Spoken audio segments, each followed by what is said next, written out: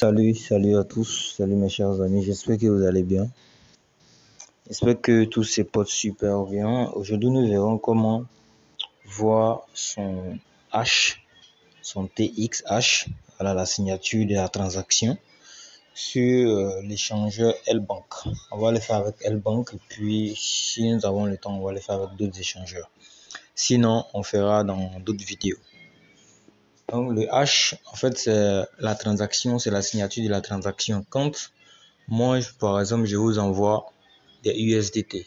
Je prends deux personnes, moi et une autre personne. Je lui envoie des USDT. D'accord, sur son adresse de réception. Il a reçu et il voudra avoir un reçu. Quelque chose qui atteste ou un quelconque signe qui atteste que j'ai fait le transfert. Voilà. Comment lui prouver que je lui ai fait le transfert?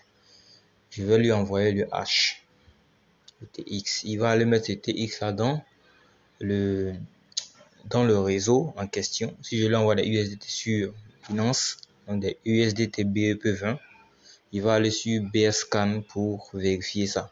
Si j'envoie sur le TRC20, il ira sur Tronscan pour vérifier ça. Si je lui envoie sur Ethereum, donc le USDT ERC20, il ira sur Etherscan pour vérifier la transaction. Alors, donc, je vais rentrer sur L-Bank.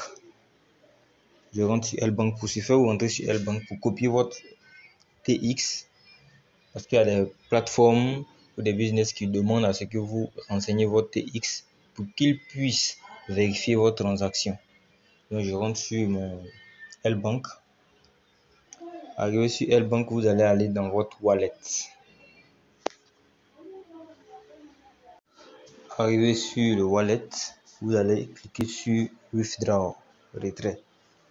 Pour une personne qui envoie, ok, c'est dans l'envoi que forcément vous aurez le TX.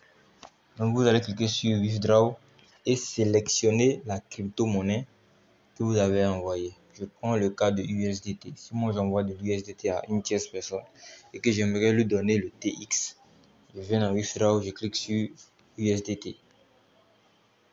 Ensuite, les réseaux que j'ai utilisés pour lui envoyer, si c'est le BEP20, je vais cliquer sur BEP20. Ensuite, je viens dans Carnet ici. Ça c'est l'historique. Moi, je viens dans historique pour voir la transaction. Ok, je suppose que c'est la dernière transaction que j'ai effectuée. Je clique là. Lorsque je clique ici, on me donne le H que tout le monde peut voir ici. Le H là qu'on me donne. On me donne le H. Donc, qu'est-ce que je fais? Je copie le H. J'ai copié puisque c'est le USDT BEP20 que j'ai envoyé.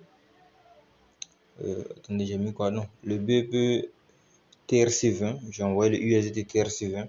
Donc, j'irai sur Etherscan, sur Tronscan. La personne ira sur Tronscan. Tronscan pour vérifier ça. Tronscan.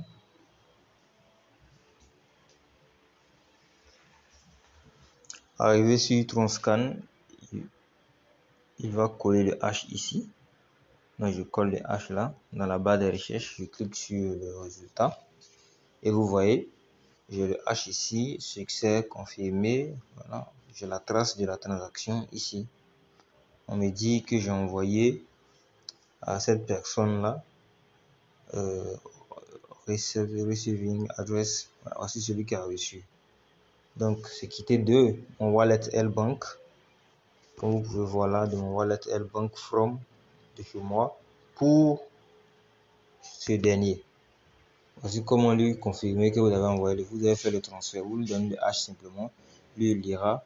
Maintenant, s'il ne maîtrise pas trop, voilà, vous collez le H, vous lancez, vous avez cette page, vous copiez comme ceci, page directe accès au site et vous lui donnez ça. Il ira vérifier. Si c'est sur le Binance, vous allez sur BScan. Sur BScan. Si c'est Ethereum, vous allez sur Etherscan simplement. Voici, c'est tout.